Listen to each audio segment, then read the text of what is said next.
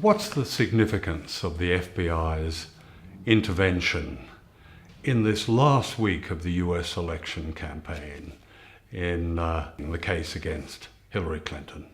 If you look at the history of the FBI, it has become effectively America's political police. And the FBI demonstrated with taking down the former head of the CIA over classified information given to his mistress. Almost no one was untouchable. The FBI is always trying to demonstrate that. No one can resist us. But Hillary Clinton very conspicuously resisted the FBI's investigation. So there's anger within the FBI because it made the FBI look weak. Well, we've published quite a number of different sets of emails. So about 33,000 of Clinton's emails while she was Secretary of State. They come from a batch of just over 60,000 emails. In that 60,000 emails, Clinton has kept about half, 30,000, to herself, and we've published about half. And then there's the Podesta emails we've been publishing. Podesta is Hillary Clinton's primary campaign manager. So there's a thread that runs through all these emails.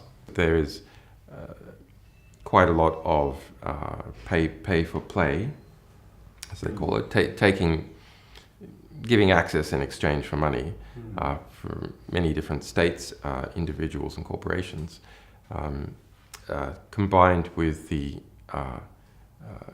cover-up of the Hillary Clinton emails while she was Secretary of State, has led to an environment where the pressure on the FBI increases. I mean, the Clinton campaign has said that Russia is behind all of this. It says that Russia has manipulated the campaign and is the source for WikiLeaks and its emails. The Clinton camp has been able to project a kind of neo-McCarthyist hysteria that Russia is responsible for everything. Hillary Clinton stated multiple times, falsely, that 17 US intelligence agencies had assessed that Russia was the source of our publications. Okay, that's false. We can say that the Russian government is not the source. Yes. WikiLeaks has been publishing for 10 years. In that 10 years, we've published 10 million documents, several thousand individual publications, several thousand different sources, and we have never got it wrong. All the emails that give evidence of access for money and how Hillary Clinton herself benefited from this and how she is benefiting politically are quite extraordinary. I'm thinking of where the Qatari representative was given 5 minutes with Bill Clinton for $1 million check, and many other examples. Can you 12 million from Morocco. 12 million from Morocco. For Hillary Clinton to attend. In terms of the foreign policy of the United States, that's where, for me anyway, where the emails are most revealing, where they show the direct connection between Hillary Clinton and the foundation of jihadism of ISIL in the Middle East. Can you talk something about that? How the emails demonstrate this connection between those who are meant to be fighting the jihadists, ISIL, are actually those who have helped create it. There's an early 2014 email from Hillary Clinton, so not so long after she left Secretary of State, to her campaign manager, John Podesta. That email, it states that ISIS, is funded by Saudi Arabia and Qatar, the governments of Saudi Arabia and Qatar. Now, this is I think this is the most significant email in the whole collection. And perhaps because Saudi and Qatari money is spread all over the place, including into many media institutions. All serious analysts know, even the US government has mentioned or agreed with that some Saudi figures have been supporting ISIS, funding ISIS. But the dodge has always been that's it's just some rogue princes using their cut of the oil money to do whatever they like, but actually the government disapproves.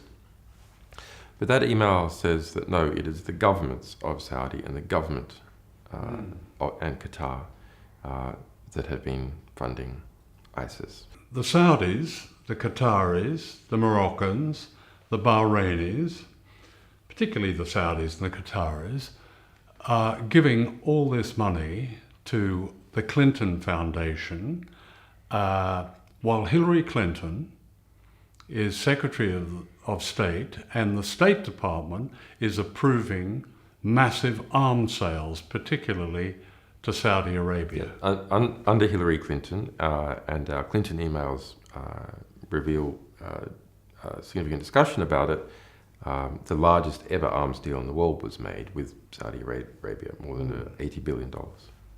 In fact, during her tenure as Secretary of State, total arms exports from the United States, in terms of the dollar value, doubled.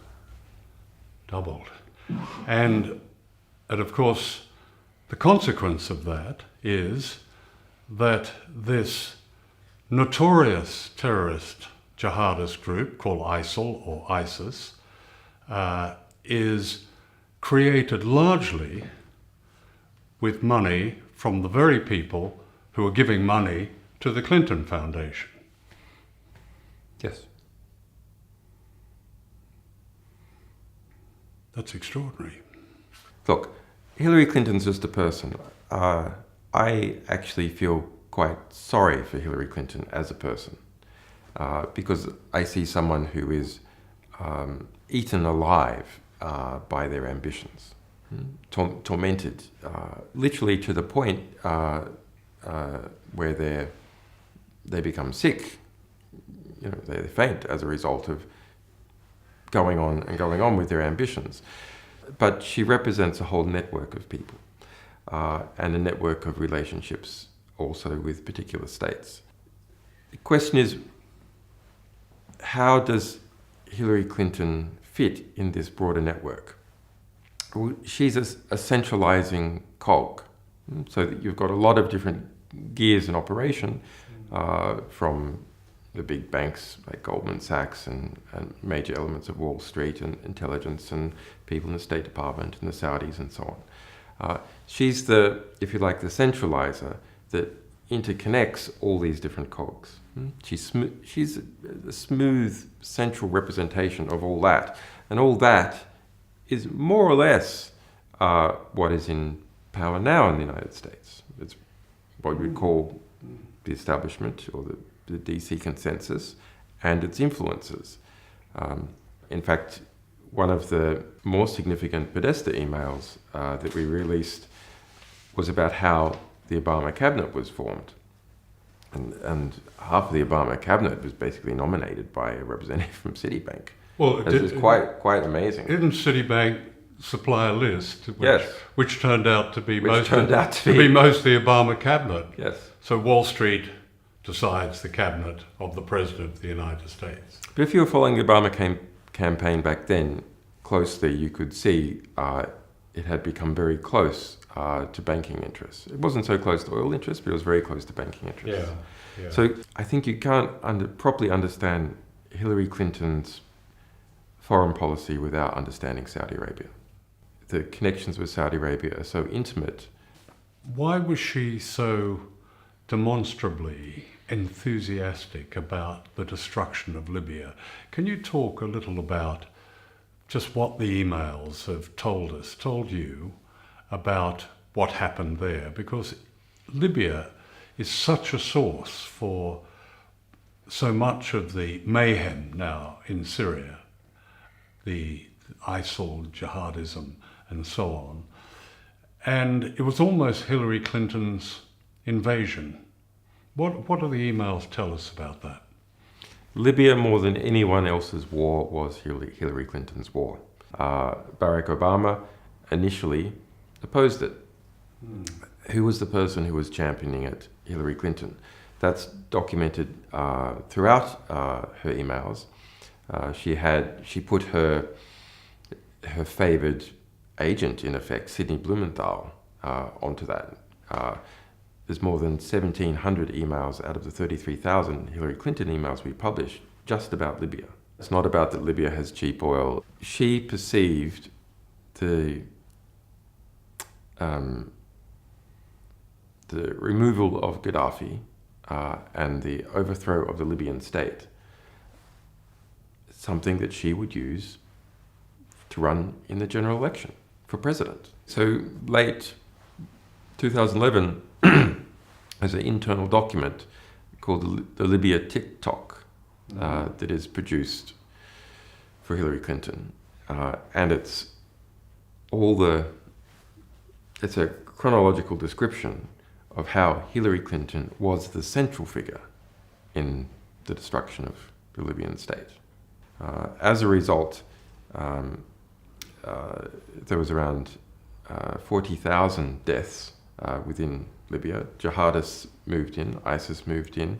That led to the European refugee and migrant crisis, because not only did you have people fleeing Libya, people then fleeing Syria, destabilization of other African countries as a result of arms flows. The Libyan state itself was no longer able to control movement of people through it. Libya faces onto the Mediterranean.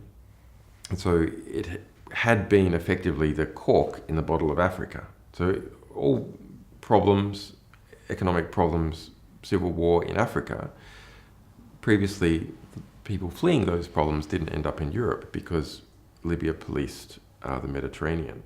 And that was said explicitly at the time, back in early 2011 by Gaddafi. What do these Europeans think that they're doing, trying to bomb and destroy the Libyan state? There's going to be floods of migrants out of Africa and jihadists into Europe, and that is exactly what happened. You get a lot of complaints from people saying, what is WikiLeaks doing? Are they trying to put Trump in the White House? My analysis is that Trump would not be permitted to win. Why do I say that? Because he's had every establishment offside. Trump doesn't have one establishment, maybe with the exception of the evangelicals, if you can call them an establishment.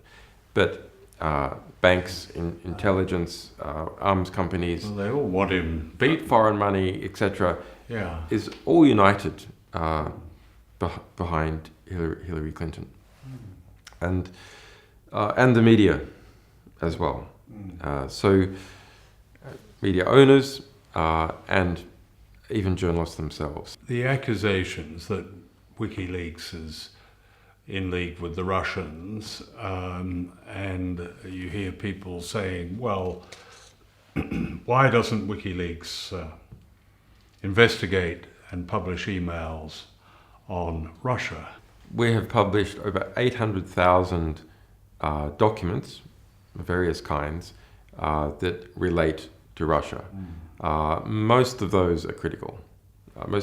And a great many books have come out of our publications about Russia, most of which are critical. And our documents have gone on to be used in quite a number of court cases, refugee cases of people fleeing some kinds of claimed political persecution in Russia, which they use our documents to back up. Do you take yourself a view of the US election? Do you have a preference for Clinton or Trump? Donald Trump what does he represent in the American mind and in the European mind? He represents American white trash. Deplorable and irredeemable. Basically the same thing. It means from a establishment or educated, cosmopolitan, urbane perspective, these people are, they're like the rednecks, and you can't, they're just, can never deal with them. And because he so clearly, through his words and actions and the type of people who turns up his rallies, represents people who are not the upper middle class educated. Yeah. There's a fear of seeming to be associated in any way with that, a social fear that lowers the class status of anyone who can be accused of somehow assisting in any way Trump, including by criticizing Clinton. Yeah. And if you look at how the middle class gains its economic and social power, it makes absolute sense. I'd like to talk about Ecuador, the small country that has given you refuge and given you asylum in this embassy in London. Now, Ecuador cut off the internet from here, where we're doing this interview, in the embassy, for the clearly obvious reason that they were concerned about appearing to intervene in the US election campaign. Can you talk about why they would take that action and your own views on Ecuador's support for you? Let's go back 4 years ago. Right. Ecuador, I made an asylum application to Ecuador in this embassy because of the US extradition case. Yeah. And the result was, after a month, I was successful in asylum application, and then the embassy has been surrounded by police. Quite an expensive police operation, which the British government admits to spending more than £12.6 million. They admitted that over a year ago. And now there's undercover police and there's robot surveillance cameras of various kinds. So that there has been a quite serious conflict right here in the heart of London between Ecuador, a country of 16 million people, and the United Kingdom and the Americans who have been helping on the side. So that was a brave and principled thing for Ecuador to do. Now we have the US election on foot. The Ecuadorian election is in February next year. You have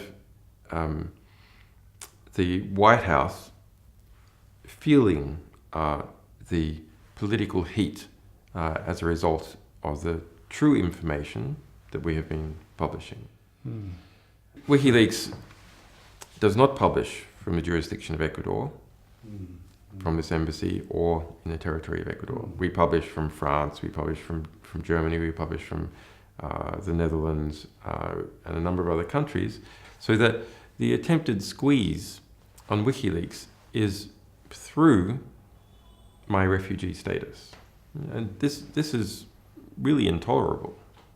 If you try and get at a publishing organization to try and prevent it publishing true information that is of intense interest to the American people and others about an election. Tell us what would happen if you walked out of this embassy. So I would be immediately arrested by the British police, and I would then be extradited either immediately to the United States or to Sweden. In Sweden I am not charged. I've already been previously cleared, etc. Yeah. So we're not certain exactly what would happen there, but then we know that the Swedish government has refused to say that they will not extradite me to the United States, and they have extradited 100% of people that the US has requested since at least 2000. So over the last 15 years, every single person the US has tried to extradite from Sweden has been extradited, and they refuse to provide a guarantee. So it's, yeah. I mean, people often ask how you cope with the isolation here. Look, one of the best attributes of human beings is that they are adaptable. One of the worst attributes of human beings is they are adaptable. They adapt and start to tolerate abuses. They adapt to being involved themselves in abuses. They adapt to adversity and continue on. So in my situation, frankly, I'm a bit institutionalized. This is the world. Yeah. Visually, this is the world. It's the world without sunlight, for one thing, isn't it? It's a world without sunlight, but I haven't seen sunlight in so long. Like, I don't remember it. So, yeah, you adapt. The one real irritant is that my young children, they also adapt. They adapt to being without their father. That's a hard adaptation, which they didn't ask for. Do you worry about them? Yeah, I worry about them. I worry about their mother. Yeah. Some people would say, well, why don't you end it and simply walk out the door and allow yourself to be extradited to Sweden? The UN has looked into this whole situation. They spent 18 months in formal adversarial litigation, me at the UN versus Sweden and the UK. Who's right? The UN made a conclusion. I'm being arbitrarily detained, illegally deprived of my freedom, that what has been occurred has not occurred within the laws that the United Kingdom and Sweden must obey. It is an illegal abuse. The United Nations formally asking, what's going on here? What's your legal explanation for this? He says that you should recognize his asylum. Sweden formally writing back to the United Nations says, no, we're not going to. So leaving open their ability to extradite. I just find it absolutely amazing that the narrative about this situation is not put out publicly in the press. Because it doesn't suit the Western establishment narrative that, yes, the West has political prisoners. It's a reality. It's not just me. There's a bunch of other people as well. The West has political prisoners. No state accepts to call the people it is imprisoning or detaining for political reasons political prisoners. They don't call them political prisoners in China. They don't call them political prisoners in Azerbaijan. And they don't call them political prisoners in the United States, the UK, or Sweden. It's absolutely intolerable to have that kind of self-perception. But here we have a case, talking about the Swedish case, where I have never been charged with a crime, where I have already been cleared and found to be innocent, where the woman herself said that the police made it up, where the United Nations formally said the whole thing is illegal, where the state of Ecuador also investigated and found that I should be given asylum. Those are the facts. But what is the rhetoric? Different. The rhetoric is pretending, constantly pretending that I have been charged with a crime, never mentioning that I have been already previously cleared, never mentioning that the woman herself says that the police made it up, trying to avoid that the UN formally found that the whole thing is illegal, never even mentioning that Ecuador made a formal assessment through its formal processes and found that, yes, I am subject to persecution by the United States.